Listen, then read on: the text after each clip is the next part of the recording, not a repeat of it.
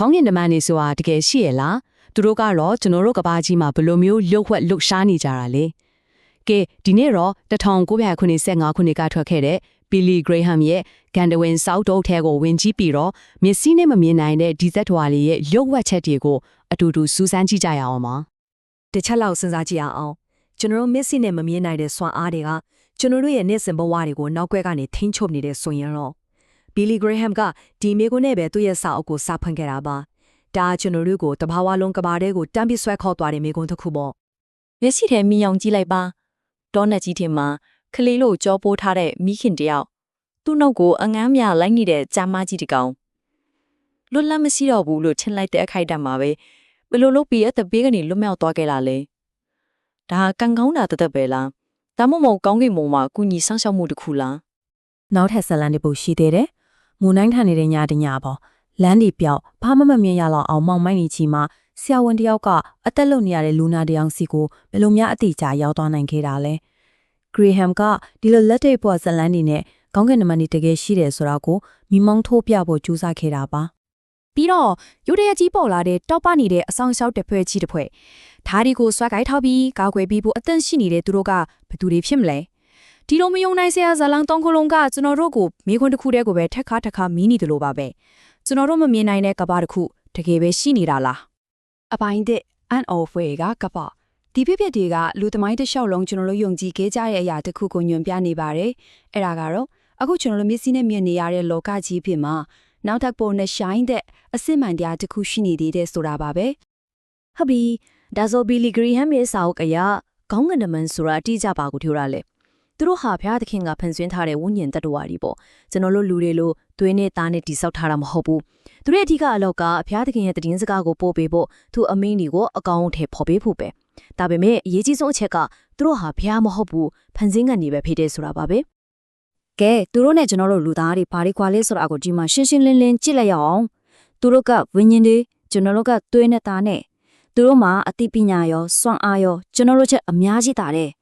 ဒါပေမဲ့တကယ်ကိုစိတ်ဝင်စားစရာအကောင်းဆုံးကွာခြားချက်ကကယ်တင်ချဲဆိုတဲ့အပိုင်းမှာပါကျွန်တော်တို့လူသားတွေကအမားလုပ်တယ်ကြာဆုံးတယ်ပြီးတော့မှကယ်တင်ချဲကိုခံရတယ်ကောင်းကင်နမန်တွေကတော့အဲ့ဒီအတွေ့အကြုံကိုလုံးဝမသိကြဘူးကိုသူတို့အရေးအတွက်ဘလောက်တောင်မြအလေးတီလားစာအုပ်ထဲမှာတော့ရေတွက်လို့ကိုမရနိုင်တဲ့အစုအဝေးလို့တုံ့နှုံထားတယ်စဉ်းစားတာကြီးတော့တောင်းပေါင်းများစွာတော့တောင်းပေါင်းများစွာတယ်တကယ်ကိုကျွန်တော်တို့ဦးနောက်နဲ့တောင်လိုက်မမိနိုင်တဲ့အရေးအတွက်ကြီးပါပဲအပိုင်းနဲ့ကောင်းကင်ဘုံရဲ့စစ်တပ်တော်ဟုတ်ပြီဒီလောက်များတဲ့ကောင်းကင်သမန်ကဒီအတိုင်းပဲစုနေကြတာလားဆိုတော့မဟုတ်ဘူးသူတို့ဟာစီကံမရှိတဲ့အုပ်စုကြီးတစ်ခုမဟုတ်ပါဘူးအဲ့ဒီအစားရှင်းလင်းတဲ့ရှင်တွေတိကျတဲ့တာဝန်ခွဲဝေမှုတွေနဲ့ဖွဲ့စည်းထားတဲ့ကောင်းကင်ဘုံရဲ့တကယ်ကိုအင်အားကြီးစစ်တပ်ကြီးတစ်ခုလိုပါပဲကဲဒီစစ်တပ်ရဲ့ဖွဲ့စည်းပုံကိုတစ်ချက်ကြည့်အောင်အမြင့်ဆုံးမှဘယ်သူရှိလဲစစ်သူကြီးချုံမိခေရဲ့ပေါ့သူကဝိညာဉ်ရဲ့တိုက်ပွဲတွေရဲ့တပ်မှုကြီးပဲသူအောက်မှာတော့တင်းပို့တဲ့ကောင်းကင်တမန်နေဥပမာဂါဘရီယယ်လိုမျိုးပေါ့သူတို့ကအရေးကြီးတဲ့သတင်းကောင်းတွေယူလာပေးတယ်နောက်ပြီးဆာရာဖိမ်ဆိုတာရှိပေးတယ်သူတို့ကတောင်ပန်6ခုနဲ့ဖျားရဲ့ပတ်လင်တော်နာမှာအမြဲတမ်းဝိဖြူချီးမွမ်းနေတဲ့အဖွဲ့နောက်ဆုံးတစ်ဖွဲ့ကတော့ခေရုဘင်နေသူတို့ကအေဒင်ဥယျာဉ်လိုမျိုးတိတ်ကိုတန့်ရှင်းတဲ့နေရာတွေကိုကာကွယ်ဆောင်ရှောက်ရတဲ့အဆောင်တပ်ဖွဲ့တွေပေါ့အပိုင်း3လူစီဖာရဲ့ကြီးကျယ်တဲ့ပုံကံမှု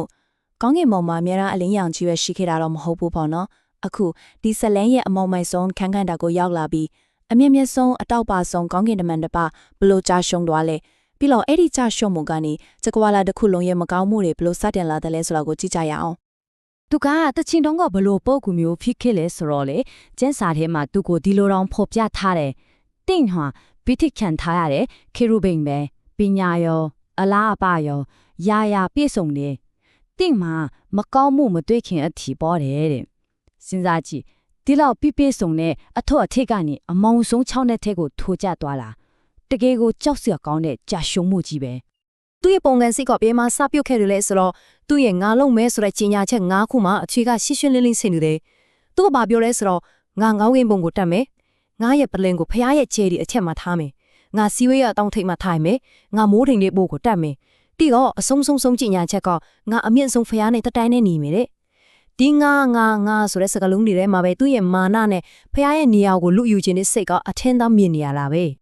ဲဒါပေမဲ့ဒီပုံကံမှုမှာသူတယောက်တည်းမဟုတ်ခဲ့ဘူးစာအုပ်ထက်ကဖွင့်ဆိုချက်ရဆိုရင်သူကကောင်းကင်တမန်စုစုပေါင်းရဲ့3ပုံတပုံကိုတောင်သူ့ဖက်ပအောင်စီးအောင်နိုင်ခဲ့တယ် အဲ့ဒီမှာပဲကောင်းကင်ဘုံမှာစစ်ပွဲကြီးဖြစ်တော့တာပဲအဲ့ဒီစစ်ပွဲမှာရှုံးနေသွားတဲ့ကောင်းကင်တမန်တွေကပဲနတ်ဆိုးတွေဖြစ်သွားကြတာပေါ့ အဖိုင်းလေးကဘာမြေပေါ်ကသူတို့ရဲ့တာဝန်ကဲကောင်းကင်ပေါ်မှာဖြစ်ခဲ့တဲ့အဲ့ဒီစစ်ပွဲကပြီးသွားပြီလားလုံးဝမပြီးသေးဘူးတကယ်တော့အဲ့ဒီစစ်ပွဲကအခုကျွန်တော်တို့နေထိုင်နေတဲ့ကဘာမြေပေါ်ကိုရောက်လာတာဆိုတော့သစ္စာရှိတဲ့ကောင်းကင်တမန်တွေကတော့လူသားတွေအတွက်ဘာတွေလုပ်ပေးနေကြသလဲ ဒီဝိညာဉ်ရေးစစ်ပွဲကတကယ်ပဲဖြစ်နေတယ်ဆိုတာကိုဒီဇလန်လေးကပတ်တည်ပြနေတယ် Prophet Daniel ဆူတောင်းလိုက်တဲ့အချိန်မှာပဲကောင်းကင်တမန်တစ်ပါးချက်ချင်းထွက်လာတယ်ဒါပေမဲ့လန်ခီမှာနတ်ဆိုးတစ်ပါးကလာပြီးပိတ်ဆို့တားဆီးထားတာအဲ့ဒီတော့မှစစ်သူကြီးချုပ်မီခဲလ်ကိုယ်တိုင်လာပြီးကူညီပေးခဲ့ရတယ်ဒါဟာကျွန်တော်မျက်စိနဲ့မမြင်ရတဲ့နောက်ကွယ်ကတကက်တိုက်ပွဲတွေရှိနေတယ်ဆိုတာကိုပြနေတာပဲ ဒါဆိုသူတို့ရဲ့အဓိကတာဝန်တွေကဘာတွေလဲပြောရရင်တော့သူတို့ကကျွန်တော်တို့ရဲ့အဆောင်အရှောက်တွေပဲရုပ်ပိုင်းဆိုင်ရာအန်တရရောဝိညာဉ်ပိုင်းဆိုင်ရာအန်တရတွေကနေပါကာကွယ်ပေးတယ်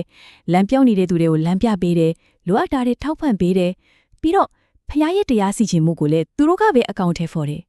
အဲ့ဒီအထဲမှာအလားပါဆုံးတာဝန်တစ်ခုကတော့လူတစ်ယောက်နောင်တရပြီဆိုရင်သူတို့ကအယံကိုဝမ်းသာကြတဲ့ အပိုင်းကမမြင်နိုင်တဲ့ဝိညာဉ်ရေးစစ်ပွဲကဲအခုကျွန်တော်တို့ပြောခဲ့ပေမဲ့အားလုံးကိုချုပ်လူကြည့်လိုက်ရအောင်အဓိကအနှစ်သာရကပါလဲဆိုတော့အခုကျွန်တော်တို့မြင်နေရတဲ့ဒီကဘာကြီးရဲ့နောက်ွယ်မှာအခုထိမပြီးဆုံးသေးတဲ့အကြီးအကျယ်ပဋိပက္ခတစ်ခုတိုက်ပွဲတစ်ခုဆက်ပြီးဖြစ်နေတုံပဲဆိုတာပါပဲ Billy Graham ကဒီတိုက်ပွဲကဘလောက်တောင်ကြီးကျယ်လဲဆိုတာကိုဒီစကားတစ်ခွန်းနဲ့အားလုံးကိုခြုံငုံသွားခဲ့တယ်သူပြောတာကကဘာပေါ်ကနိုင်ငံတွေကြားဖြစ်နေတဲ့စစ်ပွဲတွေဆိုတာမမြင်ရတဲ့ဝိညာဉ်လောကကတိုက်ပွဲရဲ့ပြင်းထန်မှုနဲ့ရှင်းလိုက်ရင်ကလေးကစားစရာတနက်ပစ်တန်းကစားတာလောက်ပဲရှိတယ်တဲ့ဆိုလိုရင်းကတော့ရှင်းရှင်းလေးပဲကျွန်တော်တို့မြင်နေရတဲ့ကဘာပေါ်ကပြဿနာတွေစစ်ပွဲတွေအားလုံးရဲ့နောက်ွယ်ကတကယ်ရင်းမြစ်ကအဲ့ဒီဝိညာဉ်ရေးစစ်ပွဲကြီးပဲဆိုတာပါပဲ